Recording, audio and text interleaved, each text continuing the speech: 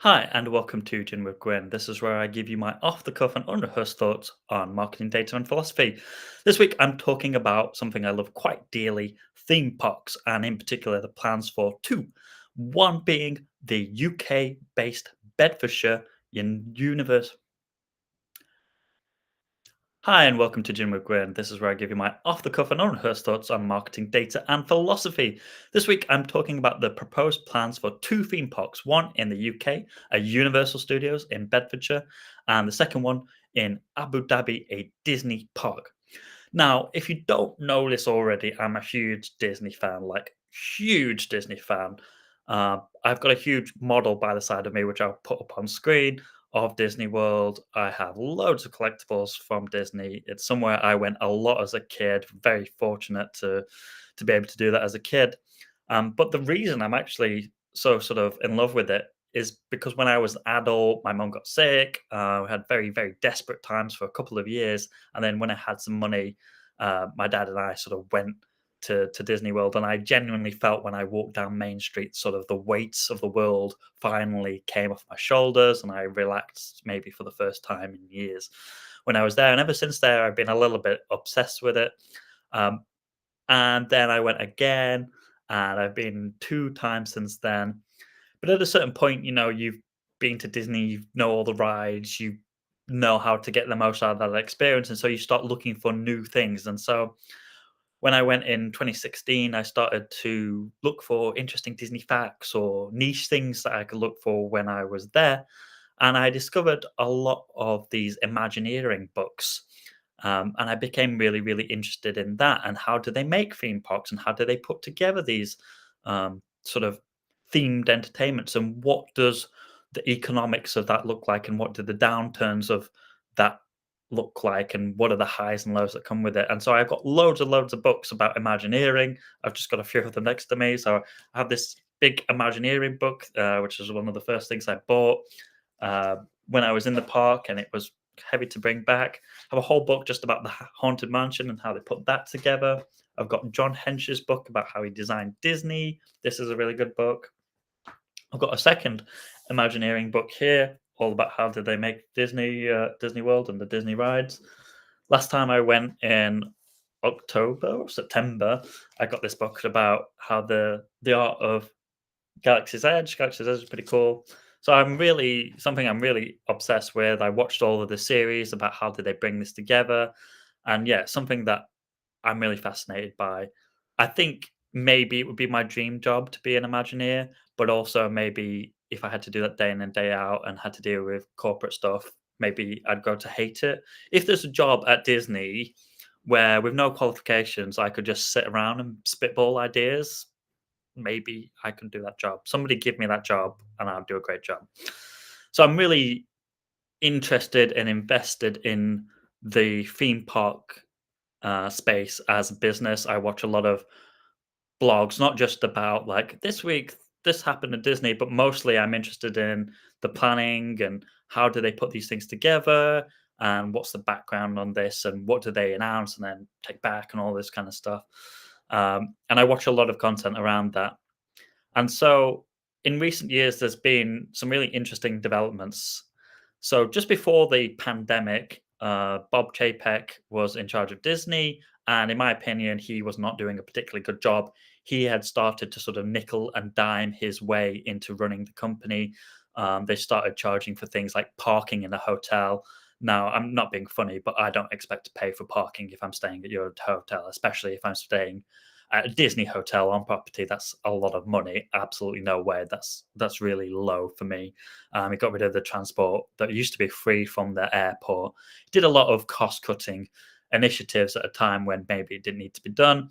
And I think it did somewhat hurt the brand. A lot of loyal people were openly vocal online.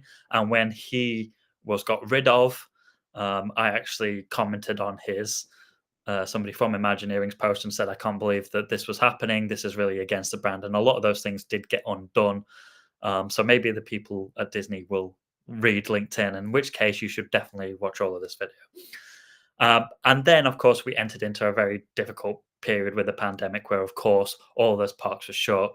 Um, And I'm not sure that the company used that to their best advantage. I know it was very difficult to work during that period, but and they were worried about capital and when is this going to be over, and they're hemorrhaging money at this point because all of their money suddenly gets tied into streaming. But I think that they could probably have used that time a little bit better to upgrade the parks.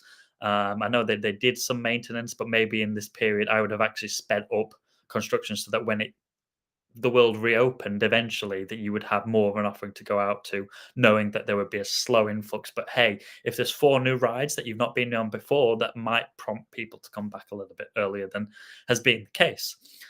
And then since then, obviously, it's gone back to the previous CEO, and he's looking for his successor. I volunteer. Um, and now we're in this interesting space where they've just announced, and it's a very blue sky fuzzy material that they're opening a new park in Abu Dhabi, and it's a similar arrangement business-wise to what they have in Tokyo. So, Disneyland Tokyo is not owned by Disney; it's owned by the Oriental Land Company, and they basically pay sort of a licensing fee to use the Disney characters, and that has actually worked really, really well because they basically pay Imagineering to make all the rides, do all the concepts, all of these things, and then the rest of the Disney company benefits because they're paying for all the R&D on this stuff. And then, 5 years, 10 years later down the line, they can then copy those things in other parks, or they can use that technology in a different way. And so somebody else is footing the bill for research and development, and the rest of the company is benefiting. And a similar thing is happening in this proposed park, or this announced park in Abu Dhabi. Somebody else is going to be running that park. They're going to 100% own that. And Disney's just contracted to do the making of stuff, to do the conceptualization of stuff. And I imagine that's a really exciting time to be an Imagineer. I imagine it's a lot less fun when you're on a downturn and nothing is being made for 10 years, or there's no new rides or anything, and you're not innovating. So that benefits the company in a huge way. The reason that they picked that location is just that, like, geographically within sort of 4 hours of planes, you have a lot of people who are sort of in your category and can afford a premium service that is Disney. It's in a part of the world that they've not been to before, they've not expanded to. And so, from a business point of view, it ticks a lot of boxes. There's already theme parks there. The people who actually own that already have built Warner Brothers Studios and Ferrari World and a few others, and it's on an island where all of these things are sort of next to each other. But people online are not particularly happy about this, or they're quite worried about it because obviously Abu Dhabi, it has a history of allegations of slave labor, and it's illegal there to be gay. Uh, that's illegal there, and so people are wondering, how does that reflect the brand values that Disney have as trying to be an inclusive brand, something that the whole family can enjoy no matter what. It's a complicated matter that I'm surprised in a way that Disney have sort of waded into it, and I have a few thoughts on it. I think the first thing for me is that if you're in somebody else's house, you have to respect their rules, and I think when you go to somebody else's country, you should always respect their culture, their laws, and their ways of doing things. But I also think that it is the case that a lot of the West has tried as best as possible, and not always successfully, especially in recent times, to accommodate everyone and to make sure that society is sort of accessible for everyone, and everybody can have a good time, whether you are sort of, that is because you are disabled or you're of a different religion and you need to go pray in the middle of the day. And I think that there has been an effort made by a lot of the West, and certainly from the Disney Corporation, to do this. And so setting up in a country where you can't necessarily reflect those same brand values is very difficult. I think it's hard for them to know how to comment on these things. Um, there is a part of me that thinks it's not going to be severe. Um, that I don't think that if you're in a theme park and you're obviously a tourist, that they are going to be so strict on these things. A lot of people in the comments have tried to defend Abu Dhabi who actually live there. They say, hey, actually, it's not really true that you need to cover up your whole body. I go out in skirts and all of this kind of stuff. It's not as strict as the internet is telling you. Don't believe all of this kind of stuff. Um, and one of the things that I commented to when I responded to this, I said to somebody who said, "Oh, actually, we're very inclusive and don't worry about all this kind of stuff." I said, "Okay, well, why don't you comfort people, and why don't you just walk down the street hand in hand with somebody of the same sex, have a kiss in public, could be your cousin or something, so it's not against your religion, it's just a family kiss or something. And you could prove to people quite easily, like, look, see, it's not actually something that you need to worry about. Come here, we're very welcoming and all this kind of stuff. And of course, they didn't want to respond to that, which makes me think that maybe it's not as open as they would like to believe. Um, there's an argument that says, hey, if you're worried about these things, don't come. It's not for you. This is not the place for you to visit. You're not the audience that are going to be attracted there. But I certainly would not like the thought that somebody is going to go on vacation or have to go out in public and not be the person that they are naturally. And I think there's a limit to that. I think that if you are in a gay relationship, you should be able to sort of hold hands and kiss your partner, but maybe, having a huge public displays of affection and sort of snogging somebody for hours on end might be a little bit too much. There's a line of respect that you could have there where it would be reasonable to say, okay, I'm in this country and I need to be a bit respectful. But I think it's a very difficult thing for Disney to navigate, and I'm not sure how they're going to do that going forward. I think that ultimately they know that the people who are worried about those things are not going to go there, and maybe it's not a place that is going to be advertised for them. I think there needs to be pretty clear guidance that's put out in terms of, hey, if you're visiting, these are the things that you need to worry about. And there's guidelines for all of the parks about what you can and cannot wear. They don't actually like you dressing up in costume in case people think you're a cast member. So I think there needs to be some clear guidelines put when the park actually opens. This is what to expect. This is what is, this is the laws that you need to obey when you come here, and this is what we think is respectful to the local the community. But also, don't worry about these things so much. That's what I think needs to happen. In terms of building a park, I think that the problem with all of these things is they're billion-dollar investments, and so typically what happens is you open a small part of it. If it's successful, you then expand over time, and then you're always adding new things, and it gets people back over time there.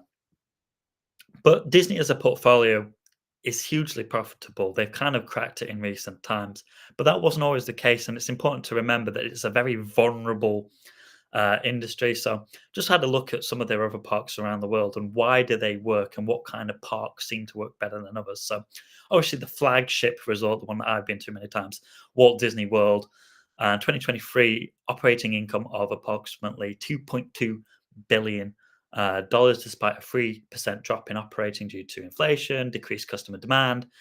It remains the biggest one in the world. But the thing with Walt Disney World versus the other parks, you've got to remember it's huge. It's 4 parks, 2 water parks, a shopping district. It is a resort. You can spend an entire holiday there in a hotel and probably have quite a good time there. It is a place that everything is optimized towards you spending 2 weeks. If you're in the UK, you get 2 weeks of tickets for the price of one to get you there longer. And because of that, people go there less often, but they're going to spend more money on their vacation. They're going to spend a lot more time there. The other resorts around the world are quite different in that they are smaller, quite significantly smaller, and they're more aimed towards locals who are going to go more regularly. And they're also aimed at more of a long weekend type of visit. In fact, most of the parks are aiming towards becoming long weekend type of visits, and maybe some of them don't quite get there. So California is still very profitable, 1 billion in 2023, continues to generate substantial revenue through increased guest spending despite higher operational costs. So they're really trying to optimize how much you get out of every visit, but also their local tourism is really important to them. I think they get less people who visit LA from abroad. It's not really advertised to people in the UK. And so they're really optimizing towards the West Coast. I had to double check there. West Coast of America, and when you're in Hollywood or if you're visiting LA anyway, to get you there for a long weekend. Tokyo Disney, we've already talked a bit about. They don't actually own that, but it earned 3.6 billion last year. I think the operating income was 1.3 billion or something along that. So it's operated by somebody else, the Oriental Land Company, under license from Disney, but it's very profitable. And apparently it's the best one in the world. It's one I'm hoping to go to. And there's 2 parks there, but they're spending a lot more money. They invest substantially more than the other resorts, really, because it's owned by somebody else, so they can afford to take those risks and really add to it. Disneyland Paris is a really interesting one. So, single-handedly it halted the Disney decade. They were spending all this money, they had all these huge plans, and then Disney Paris was such a failure that it stopped everything. The French openly didn't want it. They threw eggs at poor Eisner when he was announcing it. They did not want this American theme park there. And if you've ever been to Paris for a holiday, it's so lovely. There's so much culture. There's so many museums. There's so many things to do. At no point was I like, oh, I want to visit an American theme park. It seems like a really odd decision to put it where it was. Until 2012, it had accumulated 1.7 billion euros of debt, necessitating multiple financial restructurings and support from the Walt Disney Company. I think it created a loss pretty much every year. One year they opened Space Mountain, a new attraction, and it managed to make a profit that year, and then a loss again. But the news recently have been quite good there. So in 2023, actually made $3.4 billion. Operating income's quite a lot lower than that, 95 billion. So despite all of its past troubles, it remains one of Europe's most visited tourist attractions. And again, they're really optimizing, trying to get you there for a weekend. But um, personally, I think that it's quite small as a park. I don't think I'd actually want to spend my money there. The cost of that is quite high. I think I originally was thinking of going there and then ended up back in Florida because the value for money was a lot better in Florida. Now, in Asia, they've opened two parks more recently, and the mixed bag again, two smaller parks, and you'll see a theme here. Hong Kong Disneyland made approximately $50 million of operating income, returned to a profitability in 2024 after years of losses, aided by the opening of new attractions like World or Frozen. And again, what I was talking about before, you open something small and then you add to it and add to it and add to it, and eventually it drags people back in, and you grow and grow because there becomes more things that people want to see. I don't think it's made a huge profit for them, Hong Kong Disneyland. It is apparently very small. But there's a lot now of foreigners that go to there and say, hey, it's empty. You can get on everything. This is quite good if you just want to go for a long weekend and you're in Asia anyway. So it's interesting. I think that that will actually start to become more popular. And the one that's facing challenges is Shanghai Disney, again in China. So had 14 million visitors in 2023, made 1.5 billion operating income, but it broke even on operating income. So attendance has been pretty strong. They've opened a lot of new stuff there, but profitability is being impacted by lower guest spending and high operational costs there. So we see that obviously they thought China there was going to be loads of demand there, and it's not really been the case.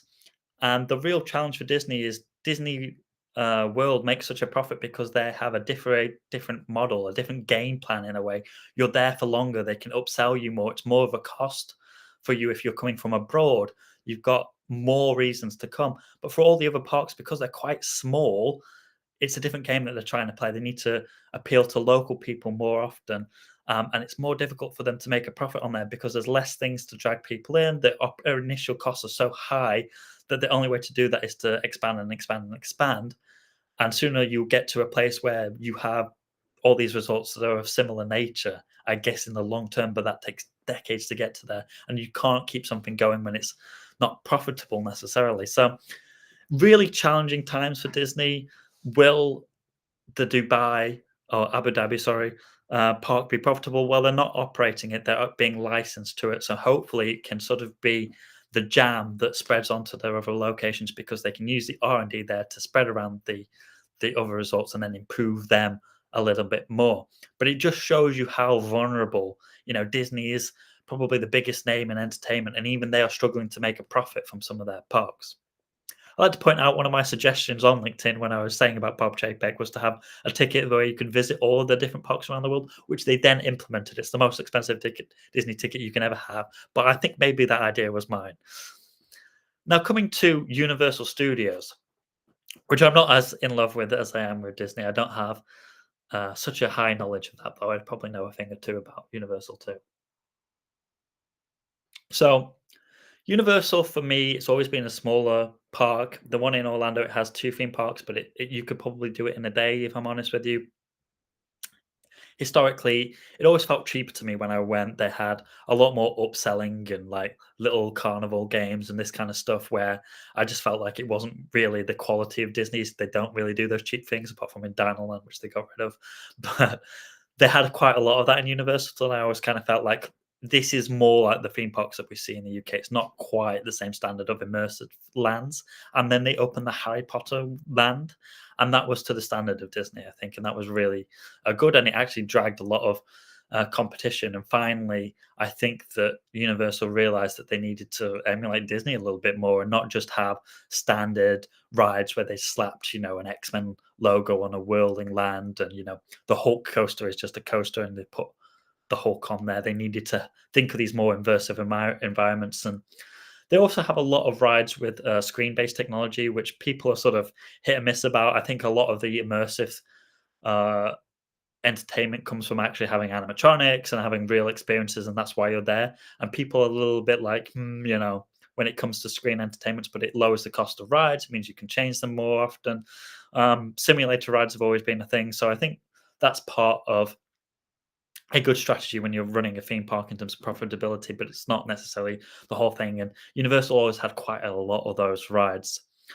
And they're opening one in the UK. Now, the UK has like an insane record of failed theme parks. We really do not know how to do a theme park. I had a list because I couldn't believe how long this list was. Camelot theme park in Lancashire opened 1983, closed 2012. Arthurian Legend, declining visitors numbers, closed it. Britannia Park, Derbyshire, 1985, closed 1985. Incomplete construction, was sued for fraud. Wonderworld, Northamptonshire, built in the 1980s, was planned in the 1980s but never built. Lack of funding and investor interest. Killarney Springs in Cornwall, opened 1991, closed 2006. Planning permission breaches related to unapproved ride installations. Adventure Park Snowdonia in Wales, opened 2015, closed 2023. Artificial surfing lake, mechanical failures and financial difficulties. London Resort for Dartford, Kent, proposed in 2012, cancelled in 2023. It was a 2.6 billion project dubbed Dartford Disneyland. Included rides around Paramount, BBC, and ITV, environmental concerns, and the discovery of a rare spider species, which stopped that one. Warner Brothers Movie World in London, proposed in the mid 1990s, cancelled in 1997. There was a 225 million plan for that theme park, but it was abandoned due to difficulties in securing planning permission. Battersea, they originally planned to convert Battersea Power Station into an indoor theme park, including Europe's largest aquarium, halted due to escalating costs and structural issues. Wonderworld in Corby, Northamptonshire, proposed in the 1980s, cancelled. Futuristic theme parks with Martian-themed concept area, abandoned after 15 years due to lack of funding. Legend Court was proposed, cancelled. All-weather theme park projected to attract 2.7 million visitors annually with a proposed 750 million budget. Project did not progress past planning stages. Otterspall Tower in Liverpool, proposed in 1995, cancelled. There's going to be a skyscraper theme park and leisure facilities, scrapped due to negative reception and feasibility concerned. I'm going to say this wrong. Port de Fort, which is a theme park that's successful in France. It's like a historical medieval thing. £600 million proposed for in this year 2025, but it had criticism because the founder has like far right connections and past dealings with Vladimir Putin. And then we come to this Universal Studios Great Britain in Bedfordshire, proposed in 2023, and announced recently with Keir Starmer announcing it. Now, by sheer coincidence, I'm connected with one of the head of creatives at Universal Studios, Gregory Hall. And when this was rumored, I messaged him to say, don't do it. He didn't respond back to me, Gregory. I think you should. I said, don't do it because look at that history. The UK, I would not build things here. This is the sad thing. I love theme parks, and I'm saying to the head of creative at Universal, don't do it because building infrastructure is a nightmare here. Look at HS2. That is a railway from Birmingham to London, and it's the most expensive railway project in the world, and it is not completed. It's a 2-hour journey, or it will be if it gets built. A railway, let alone a theme park. And there's not much infrastructure where they're proposing in Bedfordshire. Their thought is that it's outside of London, it's near Oxford, it's near Cambridgeshire, and so it's near a lot of places where tourists like to visit. But if you've ever been to Oxford or Cambridgeshire, they're quite small. There is tourists there, but they're not in great numbers like you'd expect. Most of the tourism to the UK is still to London, and if you were to be successful, I believe you would have to be very near to London. The Warner Brothers studio, which is in Watford, only works because there's a bus from central London to there. So I think if you're not building in London, it makes it more and more difficult. I don't think Bedfordshire has the right infrastructure. I think it's difficult to get there from a plane. I don't think the trains in this country are affordable or easy to navigate if you're a foreigner. I don't think that the right infrastructure is there at all. And unless you have the government on side, which supposedly they are, I think that this will not work particularly well. The UK does not have the right weather for theme parks most of the year. The theme parks that we do have a long history of only being open in the summer because of that, and only being profitable in the summer. And then, of course, look at what happened with Alton Towers, which is the major theme park in the UK that is not branded. They had somebody lose their legs on a ride, not once but twice. A lot of people in this country were put off theme parks for years after that happened, uh, because of safety concerns. And so I don't think that you can open a theme park in the UK. The theme parks that we do have, they tend to veer towards an older audiences. There's a lot of thrill rides. There's a lot less for little children. My friend just went to, excuse me, Alton Towers recently. He said he had a good time with his young children, toddlers. But I think a lot of our theme parks do cater towards thrill seekers, a lot of large roller coasters, a lot less themed entertainment, a lot less immersive entertainment, quote unquote. And so maybe there is a space that if somebody does something very well, that this is the place that they can do it. Do I think that people from Europe are going to want to come to the UK when inflation at this moment in time is very high? We don't have the euro like the rest of Europe, and so you're having to translate money here. I think the cost of building things here is extremely high. I think the cost of talent here is extremely high and not very good quality. At the moment, to get people in from abroad, you're going to have to wait 10 years maybe for them to have visas and all this kind of stuff. You're going to have to sponsor them. I don't think it'll happen. And I wish it would happen. I do wish it would happen. And I wish I could say, yes, you should invest in the UK and this is the place for a theme park. But instead, I'm not just going to give you loads of problems. I would do something different. So back in the 2000s, Disney had this thing called Disney Quest. And it was a gaming pavilion. It was 5 stories tall. It was in downtown Disney, as I insist on calling it, not Disney Springs. And the idea was that it was like Disney on the go. I'm going to sneeze. And unfortunately, all of the technology in there aged terribly. Like almost instantly, all those games were outdated. But it was still a cool place to go and play games, and you could play unlimited games all day long for free. It was included in your ticket at a certain point. I quite like going there for like a half day activity. It was quite fun. But I like the idea of that. The idea was that it was going to be a smaller Disney experience, and they were going to build loads more of them in different places. And it was going to not be a theme park per se. It was going to be more of a themed entertainment space, and I think that could work. I think Disney have already shown that that can work because that's kind of where they are with their cruises at the moment. There's a little bit of interactivity. There's themed restaurants. There is not necessarily rides, but there are, water slides and there's sort of ride adjacent things. There's not dark rides or anything. But I think something like that could work quite nicely, where it's not a small theme park with 4, 5, 6, 7 rides, which Disneyland Paris, Shanghai, and Hong Kong are. They're small theme parks and they're very expensive and they're not necessarily very profitable. It's been very tricky. I think there's something smaller than that. I think a themed restaurant, I know it's not the 90s anymore, but I think that could come back as it's a lot cheaper to do back then. Some of it can be screen based and still be very interactive. I think that could be very, very profitable. And then what do you need alongside of that? You need a shop. That can be very profitable for you. The Disney store in London is one of the few things where places where it's still profitable to do that. And then, okay, maybe you're not going to have rides and you don't want to have the expectation of having rides because rides are always going to be expensive and you want to do them well. But look at how well escape rooms did. Look at how well immersive experiences are doing at the moment, where they are just screens and just on a loop entertainment and it surrounds you in 4D. Look how well those things are doing right now, as long as the price is right. You could do something along those lines. You could spend a lot more money on them, and they could be done very, very well.